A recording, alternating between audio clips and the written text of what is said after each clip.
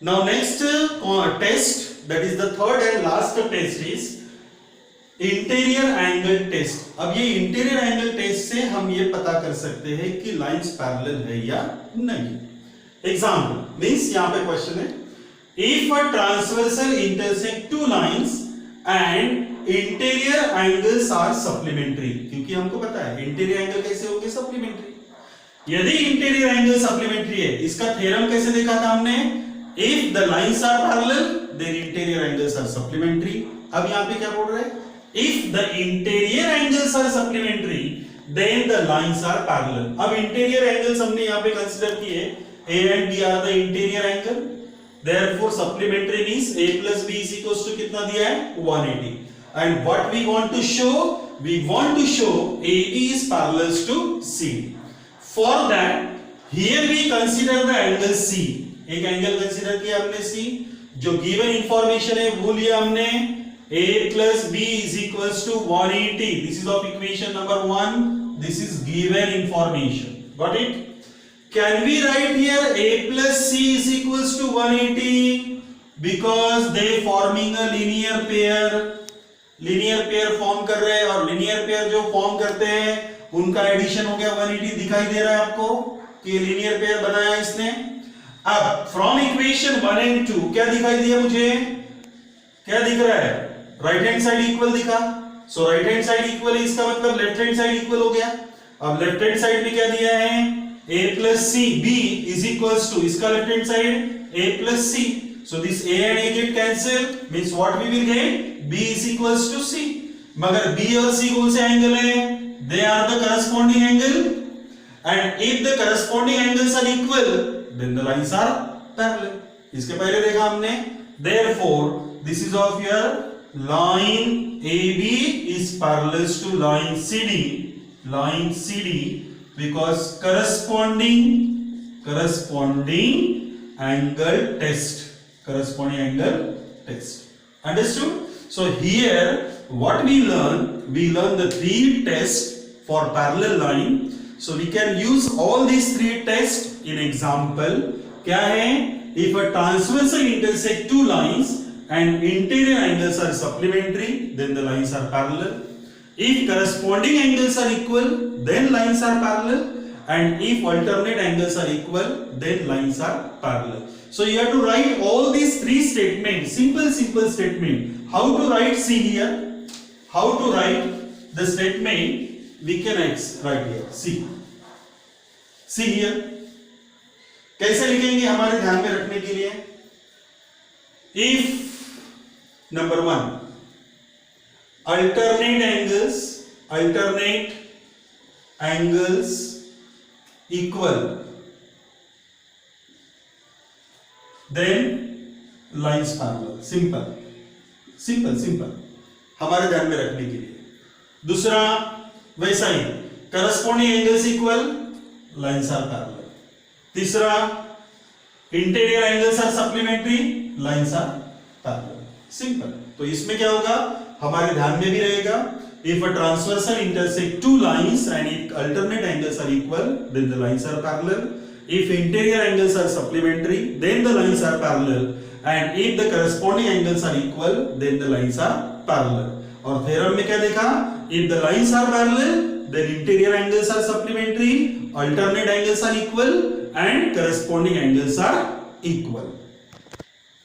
so total 7 theorem we already completed। पहला theorem देखा था हमने, if two lines are intersect each other then vertically opposite angles are equal, ये एक theorem हो गया। उसके बाद में 3 theorem दूसरे देखे हमने, if transversal intersect two parallel lines then corresponding angles are equal, interior angles are supplementary and alternate angles are equal, ये 3 और 1 4 हो गया। उसके बाद में 3 टेस्ट देखे हमने, alternate angle test, corresponding angle test and interior angle test।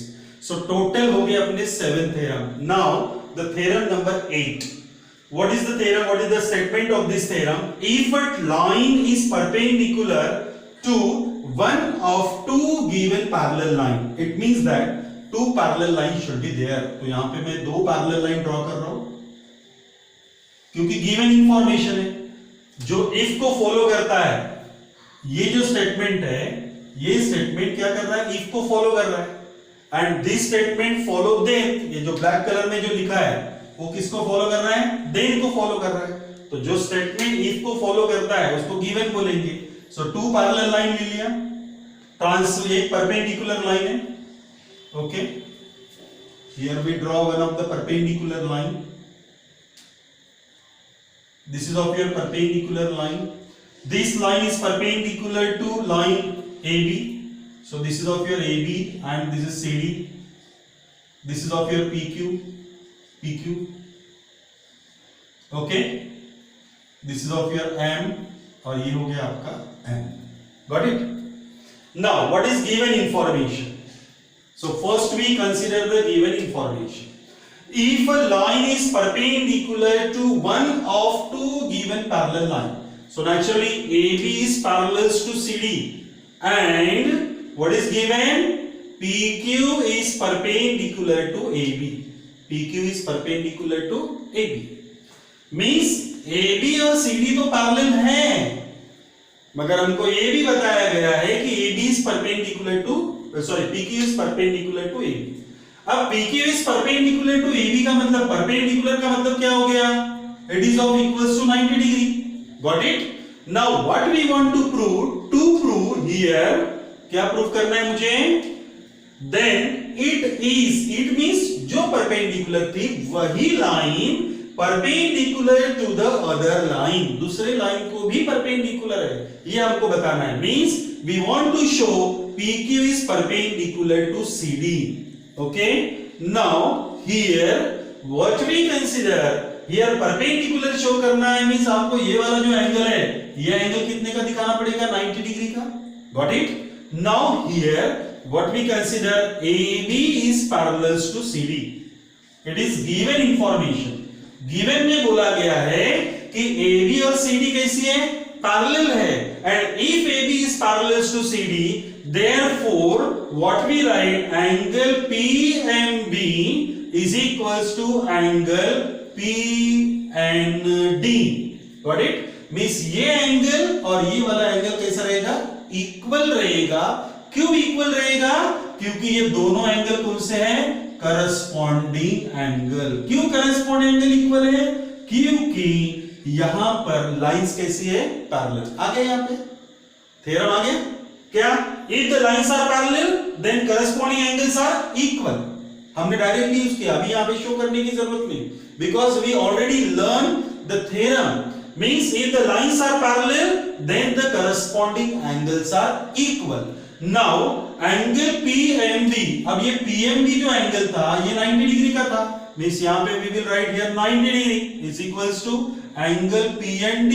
अब PND यदि एंगल 90 डिग्री का बनता है, मींस ये जो एंगल है, ये एंगल यदि आपका 90 डिग्री का बन गया, it means that this line PQ is perpendicular to, क्या बोलेंगे, CD। Why, because this angle is of 90 degree, therefore PQ is perpendicular to CD। क्या बोलेंगे, PQ is perpendicular to CD।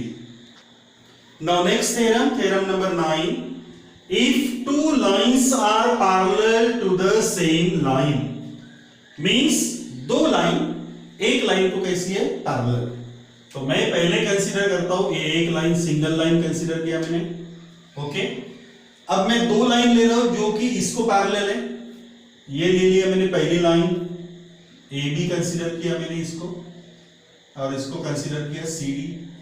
तो हियर गिवन इंफॉर्मेशन बोला क्या गया है, AB is parallel to CD, ये बोला है, got it? और एक लाइन कंसीडर करेंगे हम लोग जो कि CD को ही पैरेलल है, EF, ये वाले भी कंसीडर किया मैंने, got it? And second line कौन सी, EF is also parallel to CD, means any two lines are parallel to the same line, means these two lines are parallel to this line, then we want to show, to prove, क्या proof करना है मुझे यहां पे, what we want to prove, we want to prove here AB is parallel to क्या, EF, यानी हमें ये प्रूफ करना है कि this line is parallel to this line, AB is parallel to CD है, साथ में EF is also parallel to CD है, then we want to show that AB is parallel to EF, or we can say that AB is parallel to CD and CD is parallel to EF, क्योंकि AB और EF both are parallel to CD, तो हमें proof करना है कि AB is parallel to EF. So ultimately हम बोलेंगे AB parallel to CD parallel to EF. Okay? Now here we will take here the proof. See everyone. अब यहाँ पे we can draw here one transversal. एक transversal draw की मैंने जिसका नाम दिया PQ. Okay? Now here we write the angle 1, angle 2 and angle 3. Consider किया. Here what is given? AB is parallel to CD. This is of your given information. Got it? AB is parallel to CD. अब AB और CD parallel है जो कि आपके पास already दिया है. So naturally angle 1 is equals to angle 2. Equation number 1, because they are the corresponding angle. Very nice. क्यों corresponding angle क्यों equal है? Because the lines are parallel. If the lines are parallel, then corresponding angles are equal. If the lines are parallel, then the corresponding angles are equal because they are the corresponding angles. So we write as a corresponding angles. Got it? Therefore, here as AB is parallel to CD, it means that the corresponding angles are formed. They are equal. Now, secondly, EF is parallel to CD. It is also the given information. EF और CD भी parallel है, ये भी given information है. Got it? अब EF is parallel to CD है, it means that 3 is equals to 2 लिख सकता हूँ मैं. Means angle 3 is equals to angle क्या बोलेंगे 2. This is of equation number 2. क्या reason है इसका? The same reason we carry forward here, because 2 and 3 both are the corresponding angle, and if the lines are parallel, then the corresponding angles are what? Equal. Corresponding angles are equal. So from equation 1 and 2, what we write here? यहाँ पे भी 2 दिखता है मुझे और यहाँ पे भी 2 दिखता है. Means angle 1 is equals to angle 3. So from equation 1 and 2, what we write here? Angle 1 is equals to angle 3. Means angle 1 और angle 3 equal है. अब मुझे ये छोड़ दो, इसको हटा दो, ये नहीं है करके समझो. अब देखो आप क्या दिख रहा है, 1 और 3 इक्वल है, मगर ये कौन सा एंगल है? Corresponding. It means corresponding angles are equal, and if the corresponding angles are equal, then the lines are parallel. Therefore AB is parallel to CD. ये हो गया आपका करस्पॉन्डिंग एंगल टेस्ट. अब देखो यहाँ पे मैंने करस्पॉन्डिंग बोला, मगर यहाँ पे क्या बोल रहा हूं मैं? टेस्ट. यहाँ पे मैंने करस्पॉन्डिंग एंगल थ्योरम अप्लाई किया और यहाँ पे मैंने करस्पॉन्डिंग एंगल टेस्ट अप्लाई किया. यहाँ पे थ्योरम क्यों अप्लाई किया? क्योंकि लाइंस पैरेलल थी तो करस्पॉन्डिंग एंगल इक्वल बने. और यहाँ पे क्या बोल रहा हूँ? करस्पॉन्डिंग एंगल इक्वल बने तो लाइंस कैसी बन गई? पैरेलल. तो इसलिए आपको क्या करना पड़ेगा? ये जो तीनों स्टेटमेंट है, 3 थ्योरम और 3 उसके कॉन्वर्स, ये पूरा का पूरा मगी करना है आपको. आपके ध्यान में रहना ही चाहिए, क्योंकि हम लोग कभी भी कोई भी थ्योरम ले सकते हैं, कोई भी स्टेटमेंट में कोई भी थ्योरम यूज होता है. That's why here we prove that AB is parallel to CD. अब AB parallel to CD AB is parallel to CD नहीं, क्या EF चाहिए, sorry. AB is parallel to what we write here? EF. Sorry, AB is parallel to EF. अब AB पहले से CD को parallel थी, EF is पहले से CD को पैरेलल थी, और यहाँ पे AB is parallel to EF भी बन गई. It means that here we write AB is parallel to CD is parallel to EF. Means all the 3 lines are parallel to each other.